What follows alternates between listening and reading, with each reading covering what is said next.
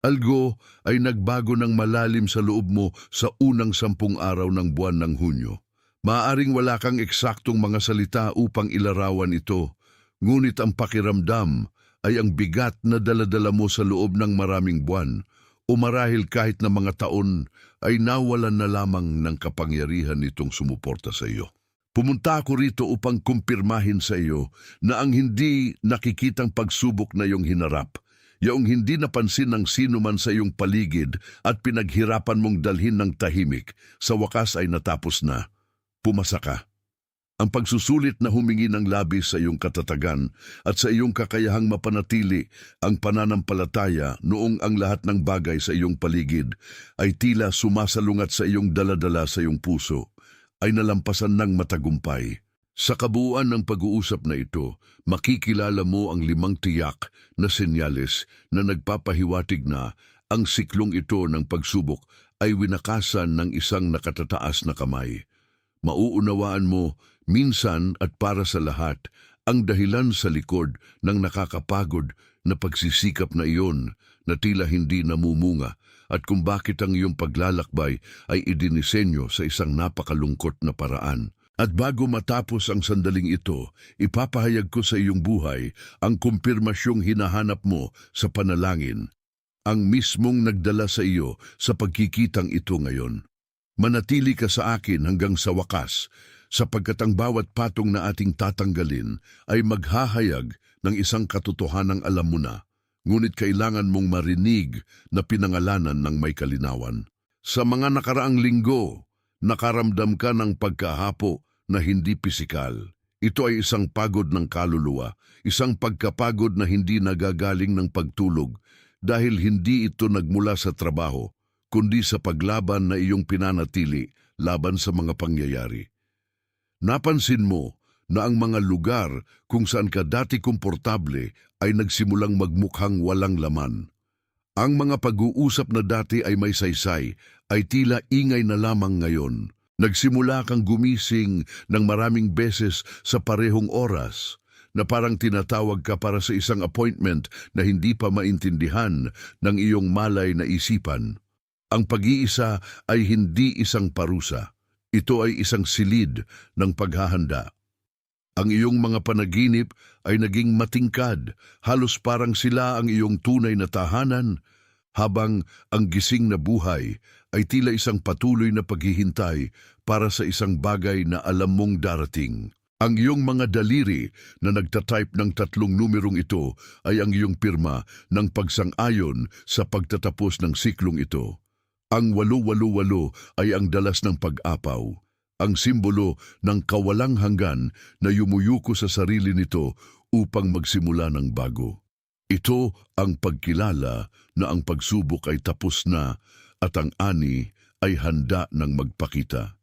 I-type ang 888 at pagkatapos ay bumalik ka sa akin dahil kailangan nating palalimin ang nangyayari sa ilalim ng ibabaw na ito.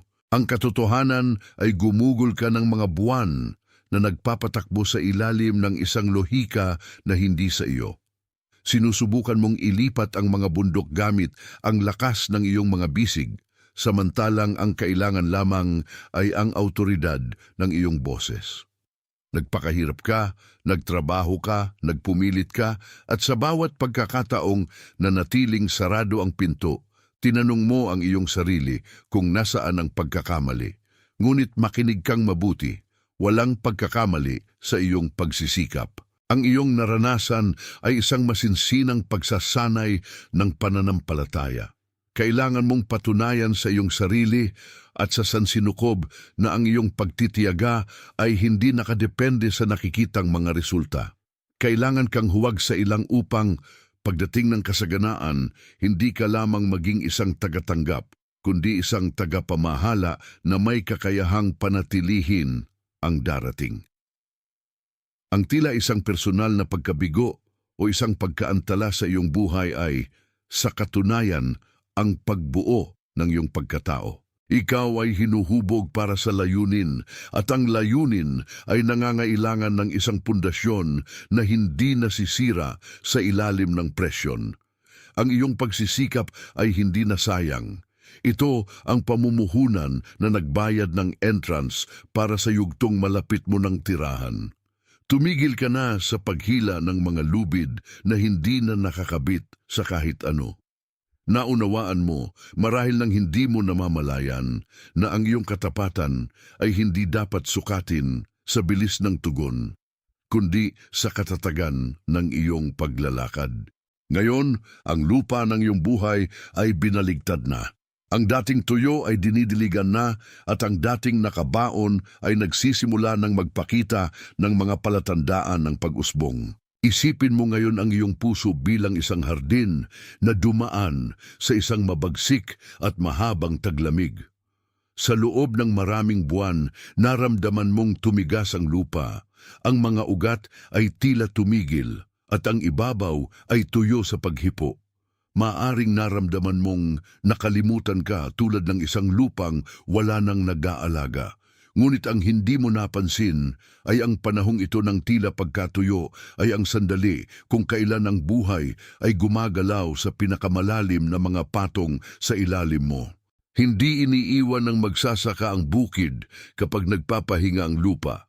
Hinihintay niya ang eksaktong sandali kung kailan kailangang tumagos ang kahalumigmigan sa mga patong na hindi naaabot ng araw. Ang pagbabaliktad na iyong naramdaman, ang mga biglaang pagbabagong iyon, ang mga discomfort na pumilit sa iyo na magbago ng landas, ang pag-alis ng mga damong tinatawag mong seguridad, ay ang paghahanda ng lupa. Hindi binabaliktad ang lupa upang sirain ang naroroon, kundi upang payagan ang binhing itinanim sa lihim na magkaroon ng espasyo upang palawakin ang mga ugat nito ng may kinakailangang lalim. Kung hindi ka dumaan sa sakit ng pagkatuyo, hindi mo magkakaroon ng kinakailangang katatagan upang suportahan ang ani na malapit ng sumibol. Ang hardin ay hindi humihingi ng tawad sa paghahanda. Ito ay sumusuko sa proseso dahil alam nitong ang tagsibol ay hindi isang pagpipilian. Ito ay isang bunga ng pagsunod sa siklo ng mga panahon. Sa pag-type mo, hindi ka lamang nagpapadala ng mga salita sa isang digital na espasyo. Ikaw ay nagpapahayag sa harap ng hindi nakikita na ang iyong paglaban ay tumigil na. At ikaw ngayon ay isang bukas na bukid para sa nais mong maipakita.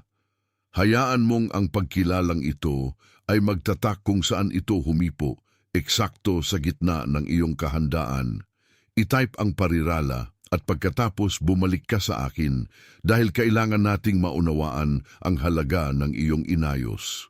Maraming beses, ang sakit ng paghihintay ay napagkakamalang pag-abandona, ngunit dito nakasalalay ang malaking pag-reframe. Ang iyong naranasan ay hindi isang pagkaantala, ito ay isang proteksyon. Hiniling mong bumukas ang pinto, ngunit alam ng tadhana na kung ito ay bumukas sa sandaling iyon, wala ka pa ring panloob na istruktura upang dalhin ang responsibilidad na hinihingi ng kasaganaan. Ang paghihintay ang nagsilbing filter. Pinino nito ang iyong pagkatao, nilinis ang iyong mga intensyon at pinaghiwalay ang panandaliang pagnanasa mula sa iyong walang hanggang layunin. Iningatan ka mula sa mga landas na sana ay umubos ng iyong enerhiya nang hindi ibinibigay ang balik na hinahanap ng iyong kaluluwa. Ang proteksyong ito, bagamat tahimik at kung minsan masakit, ang nagpanatiling buo ng iyong kakanyahan hanggang sa araw na ito. Ikaw ay hinahasa hindi upang maging isang taong kumukonsumo lamang, kundi upang maging isang taong umaapaw at nagpapanatili ng ipinagkatiwala sa iyo. Ang iyong pagkasensitibo na tinawag ng marami na kahinaan ay ang instrumentong nagpanatili sa iyong konektado sa tamang boses habang ang ingay ng mundo ay sumusubok na iligaw ka. Hindi ka tumigil, ikaw ay nakakalibrate. At dito, sa dekadang ito ng Hunyo, tayo ay nasa harap ng isang palatandaan. Ang siklo ng pagsisikap na walang bunga, ng masipag na trabaho na tila hindi mahanap ang daungan nito, ay opisyal nang natapos. Ipinapahayag ko ito sa iyong buhay, hindi bilang isang hula, kundi bilang isang katotohanan. Ang kakapusan ng tugon ay tapos na. Ang pagsisikap na iyong ginugol tulad ng isang tumatakbo ng paikot ay nabago sa paggalaw ng direksyon. Pumapasok ka sa isang yugto kung saan ang mga pinto ay hindi na kailangang sirain dahil ang mga ito ay dinisenyo upang bumukas sa paghipo ng iyong kamay sa tamang panahon. Ang buwang ito ng Hunyo ay nagdadala ng pirma ng pagkumpleto. Nakapasa ka sa pagsubok ng apoy, yaong nagpatunay ng iyong katapatan kahit walang nakikita, at ngayon ang banal na pagsang-ayon ay ang iyong bagong katotohanan. Ang dating pagsisikap ay nagiging daloy na ngayon. Ang dating ilang ay nagsisimula ng maghayag ng mga bungang labi mong hinanap. Kung ang kumpirmasyong ito ay nagdulot ng kapayapaan sa iyong espiritu, kung nararamdaman mong sa wakas ay nagkakasya na ang mga piraso sa paraang hindi mo maipaliwanag, hayaan mong ang iyong pag-like ay ang iyong amen na walang mga salita. Huwag mo itong gawin bilang isang mekanikal na kilos, kundi bilang isang tatak ng pagsang-ayon sa katotohanang pinangalanan dito. Ito ang iyong paraan ng pagsasabi na ang sinabi ay nakahanap ng tahanan sa iyong nararamdamang totoo. Ang bawat pagsang-ayon ay isang patotoo na hindi ka na nagpapatakbo ng mag-isa, kundi kasuwato ng kaayusang itinatatag para sa bagong siklong ito ng iyong buhay. Bago magsara ang sandaling ito, gusto kong gumawa ka ng isang huling marka.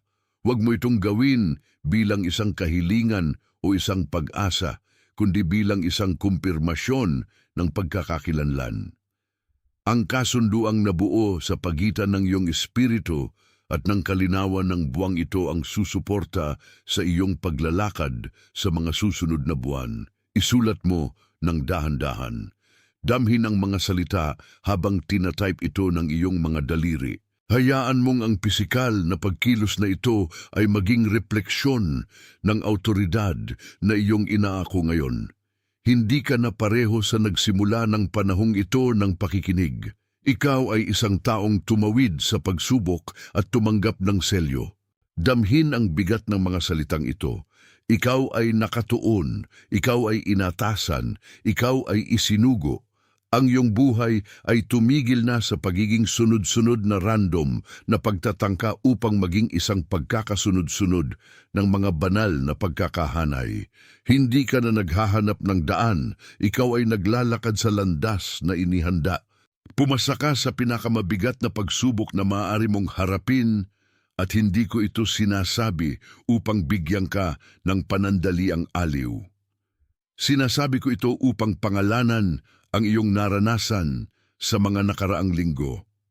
Dumating ang buwan ng Hunyo na may dalang tensyon na tila walang katapusan, isang presyong sumubok sa istruktura ng iyong pagkatao, ng iyong pasensya, at higit sa lahat ng iyong kakayahang magpatuloy sa paniniwala kahit walang anumang ebidensya. Pakiramdam mo ay isang taong naglalakad sa isang tulay na gawa sa hamog, hindi alam kung saan lalapag ang susunod na paa, ngunit pinapanatili ang matatag na hakbang dahil may isang bagay sa loob mo na nagsasabing ang pagtigil ay hindi isang opsyon.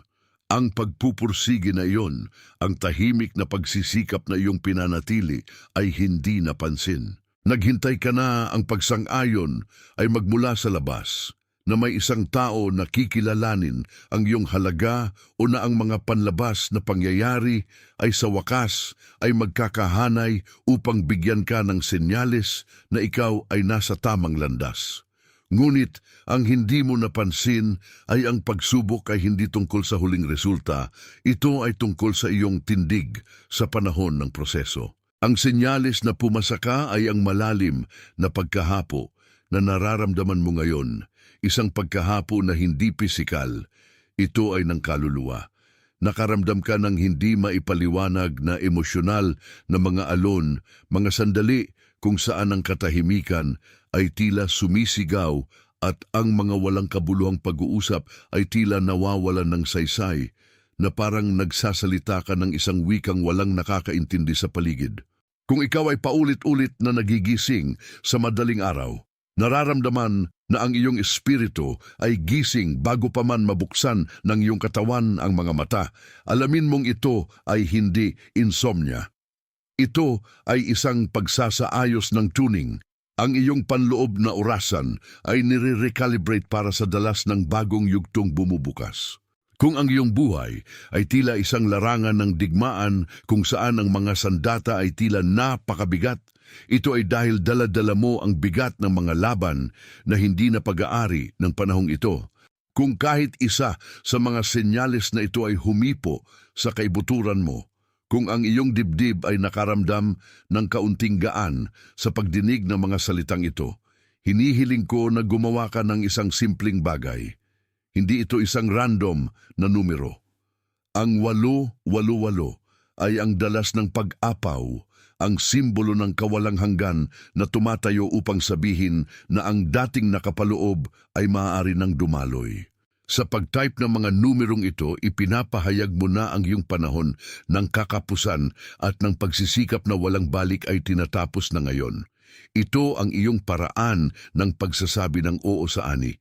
I-type ang 888 at pagkatapos nito, bumalik ka sa akin. Ang diagnosis na dala ko ngayon ay malinaw. Hindi ka nabigo, ikaw ay sinanay. Ang pagsisikap na inilagay mo sa lahat ng iyong ginawa, kahit na tila walang umuusbong, ay ang pataba para sa isang lupang kailangang binaliktad ng malalim. Isipin ang isang hardin na hindi nakatanggap ng nararapat na pangangalaga sa loob ng mga dekada. Upang ang mga bagong bulaklak ay lumago, ang lupa ay hindi maaaring takpan lamang ng isang patong ng magandang damo. Kailangan itong baliktarin, ang mga bato ay kailangang alisin, at ang mga luma at patay na ugat ay kailangang bunutin.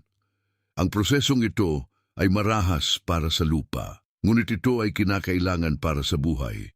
Pakiramdam mo ay binaliktad ka, inalis sa mga lugar, pinalitan ng posisyon at pinalayo sa mga tao.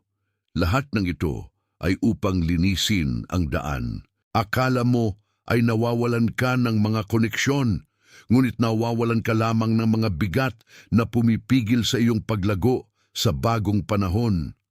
Ang metapora ng ani ay hindi tungkol sa iyong itinatanim ngayon. Ito ay tungkol sa iyong nagawang tiisin sa panahon ng tagtuyot. Nakita mo ang kakapusan, nahawakan mo ang kakulangan, at gayon paman hindi ka sumuko sa pait. Ito ang palatandaan ng iyong bagong siklo. Hindi inaaprubahan ng lumikha ang iyong trabaho batay sa dami ng mga resulta na ipinapakita mo sa mundo. Inaaprubahan niya ang iyong puso batay sa katatagan na pinapanatili mo kapag walang nakatingin. Ang buwang ito ng Hunyo ay hindi isang panahon ng passive na paghihintay. Ito ay isang panahon ng pagpipino.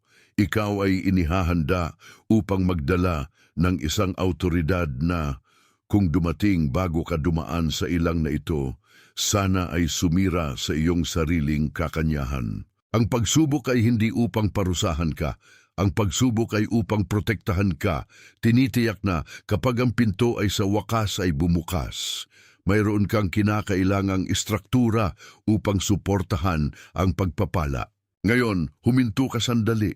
Huminga ng malalim at pahintulutan ang katotohanan ito na manirahan sa iyong loob, sa bahaging iyo na nagdududa pa rin. Hayaan mong ang mga salitang ito ay markahan ang punto ng pagbabago sa iyong personal na talaan.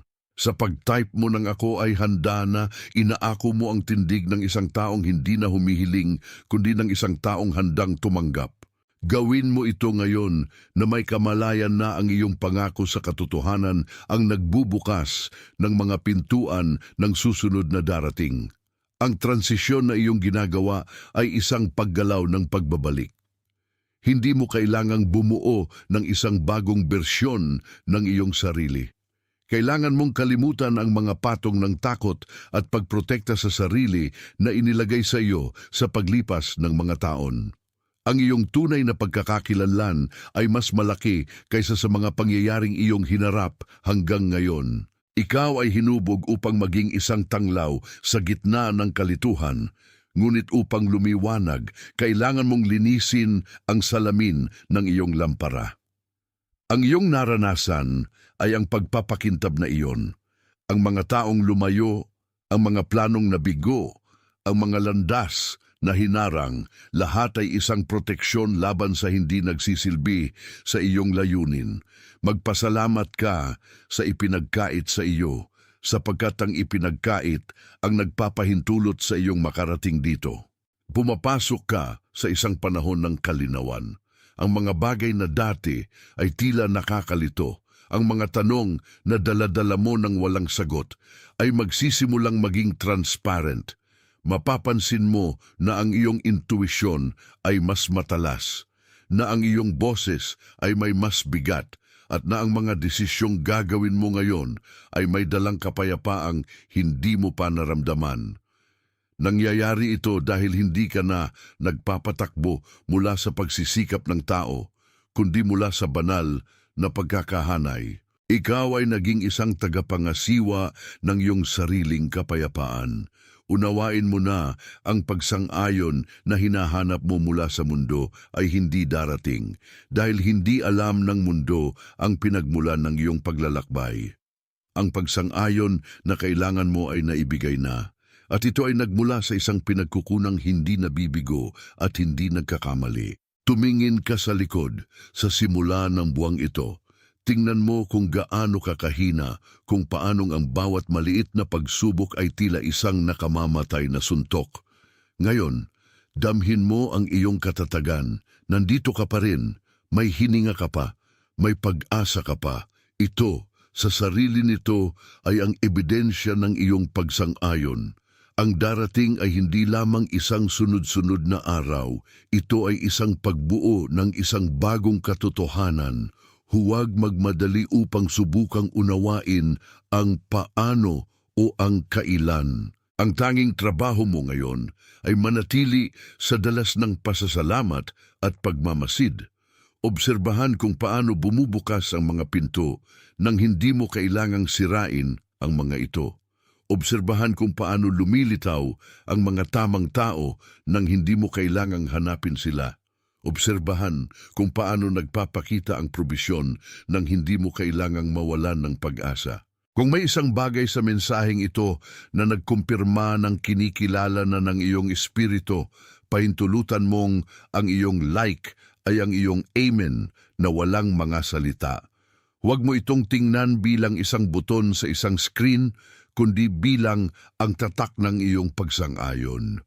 Ito ay isang tahimik na kilos na nagsasabing ang pinangalanan dito ay ang katotohanan ng iyong sandali. Ito ang pagkilala na, bagamat ang buhay ay gawa sa mga salita, may mga sandali na ang ating kaluluwa ay maaari lamang magsabi ng oo. Panatilihin ang tindig na ito ng pagtanggap.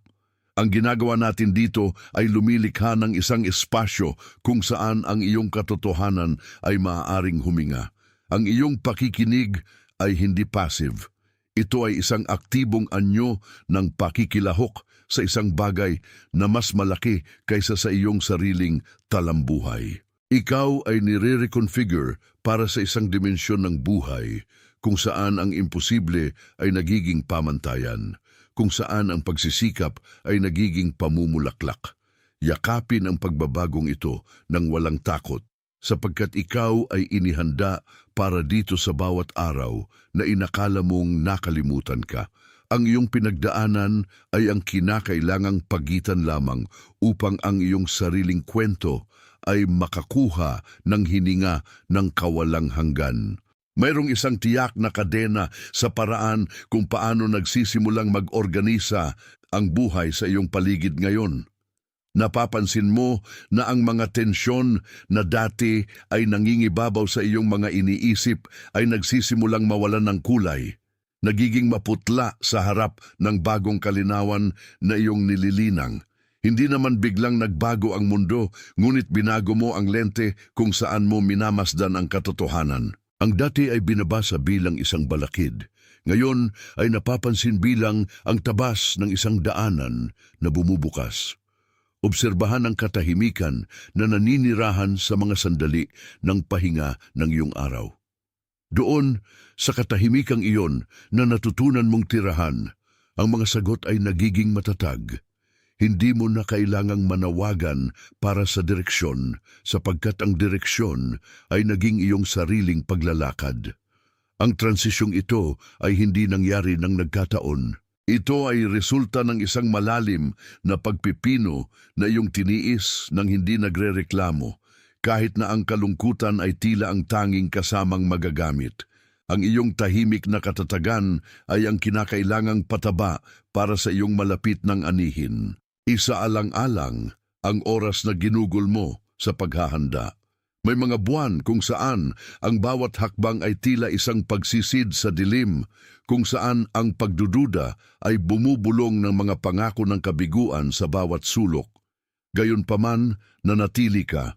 Pinanatili mo ang iyong pangako sa panloob na katotohanan kahit na ang mga panlabas na ebidensya ay nagpupumilit sa kabaligtaran. Ang paglaban na ito ay hindi isang pagkakamali sa landas. Ito ay ang pagsasanay ng isang espiritong kailangang matutong dalhin ang bigat ng sarili nitong pangako. Ang siklo ng nakakapagod na pagsisikap, yaong kung saan sinubukan mong itulak ang mga ilog gamit ang iyong mga kamay, sa wakas ay umabot na sa punto ng pagkahapon nito na pinapayagan ang agos ng buhay na pumalit. Ikaw ay inaakay patungo sa isang espasyo kung saan ang daloy ay natural, kung saan ang pagsisikap ng tao ay napapalitan ng biyaya at sinkronisidad. Isipin mo ngayon ang isang hardin na dumaan sa isang mabagsik na taglamig. Ang lupa ay binaliktad, ang mga lumang ugat ay inalis, at ang lupa ay iniwan sa ganap na pahinga. Ang ibabaw ay tila walang laman, marahil kahit inabandona, ngunit sa ilalim ng maliwanag na patong na iyon ng lupa, isang tahimik na gawain ang isinasagawa.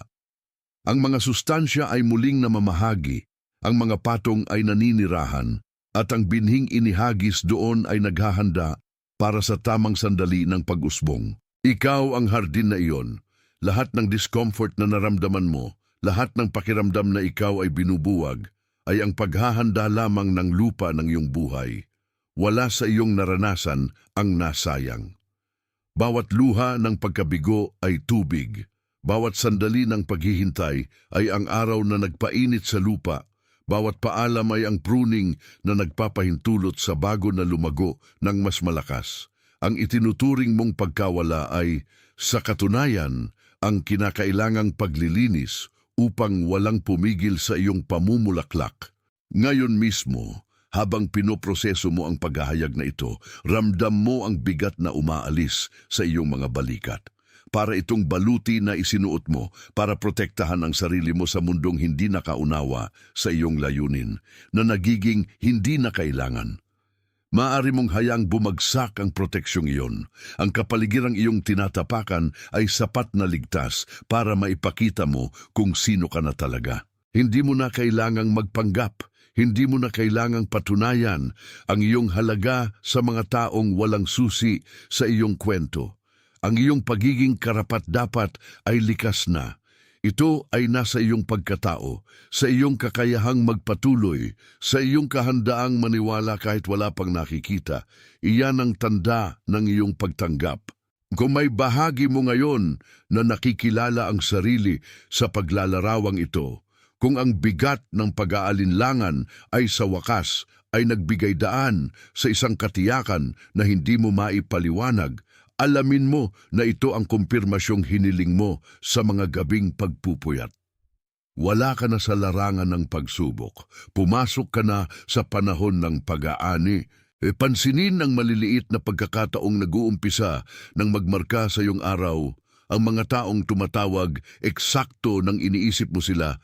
Ang mga pintong, sa halip na magsara, ay bumubukas bago mo pa man mahawakan ang siradura. Mga senyalis yon. Mga bulong ng buhay na nagpapatunay na pumasa ka sa pagsubok at ang iyong pagkakahanay ay kumpleto na. Huwag mong subukang irasyonal ang mga pangyayaring ito. Magpasalamat ka na lamang. Ang pasasalamat ang gatong na nagpapabilis sa pagpapakita ng inihahanda para sa iyo. Tinatawag ka patungo sa isang antas ng kamalayan kung saan wala ng lugar ang pagkabalisa. Ang iyong kwento mula ngayon ay isasalaysay sa pamamagitan ng kagaanan at pagbibigay. Ang iyong pinagdaanan ay ang hangganan ng iyong pagtitiis at sa pagdating sa hangganang iyon, natagpuan mo ang iyong sarili. Ang darating ay ang paglawak ng pagtuklas na iyon. Maging alerto sa sasabihin ng iyong intuisyon sa mga susunod na oras. Ito ang magiging pinakatumpak mong kompas. Ang dati ingay, ngayoy nagiging himig. Ang dati kawalan, ngayoy nagiging kapunuan. Handa ka na, hindi dahil pinaghirapan mo ito, kundi dahil pinayagan mong gawin ng buhay sa iyo ang gawaing kailangang matapos. Manatili ka sa estadong ito ng presensya sapagkat dito nakaangkla ang iyong bagong realidad. At sa harap ng kaliwanagang ito, mapansin mo na ang iyong pagtanggap ay hindi dumating dahil sa pagsisikap ng katawan, kundi dahil sa tindi ng iyong espiritu. Maraming beses, tinanong mo ang sarili kung ang iyong landas ay hinarangan o kung maling direksyon ang iyong tinahak, ngunit ang totoo, nililinis ka lamang sa apoy ng pasensya. Ang kilos na ito ay hindi lamang isang tala, ito ang selyo ng iyong kahandaan para sa ani na nagsisimula ng magpakita. I-type mo na ngayon at pagkatapos bumalik ka sa akin. Alam mo, may isang tahimik na kagandahan sa pagkaalam na hindi mo na kailangang magpaliwanag sa mundo. Ang iyong pananahimik na sa loob ng maraming taon ay napagkamalang kahinaan o pag-iisa ay sa katunayan ang iyong pinakamalaking lakas. Nakikinig ka sa dalas ng darating. At kung sa tagal ng ating pag-uusap na ito, may humipo sa pinakamalalim na bahagi ng iyong pagkatao, isang lugar na ilang tao lamang ang nagkaroon ng pagkakataong makilala, hayaan mong ang iyong pag-like ay maging iyong amen na walang salita. Hindi bilang sukatan ng social media, kundi bilang isang banal na kasunduan, isang tahimik na pagsang-ayon sa pagitan mo at ng nahayag dito ngayon. Hindi ka napadpad dito ng nagkataon. Habang ang nilalamang ito ay dumarating sa iyong mga pandinig, isang mukha ang lumitaw sa iyong isipan. Marahil ito ay isang taong kilala mo, isang taong dumaan sa parehong taglamig ng kaluluwa, isang taong nananatiling matatag ang tindig ngunit may dalang pagod na halos walang nakakapansin. Ang taong ito ay hindi nangangailangan ng payo, kailangan niya ng kumpirmasyon. Ipadala ang mensaheng ito sa kanya. Ikaw ang mensahero ng pag-asang matagal na niyang hinahanap, nang hindi mo alam na ikaw rin ay nasa parehong paglalakbay. Malapit na tayo sa katapusan ng sandaling ito ng pagkilala at gusto kong tanggapin mo ang iyong posisyon. Gawin mo ito hindi nang may pag-aalinlangan, kundi nang may katiyakan ng isang nakaunawa na ang banal na pagtanggap ay hindi isang premyo, ito ay isang estado ng pagkatao. Sumulat ka ng marahan, dama ang bawat titik, pahintulutan ang iyong pagkakakilanlan na tumatak sa bagong realidad na ito na bumubukas sa harap ng iyong mga mata. Ikaw ay nakatuon, ikaw ay may misyon, ikaw ay isinugo. Ngayon, sa lahat ng dako ng mundo, ang iba pang mga kaluluwa ay tumatanggap ng parehong kumpirmasyon. Ikaw ay bahagi ng isang pagising na hindi nag-iingay, hindi naghahanap ng entablado, ngunit nagbabago sa balangkas ng mundo sa pamamagitan ng iyong simpleng pag-iral.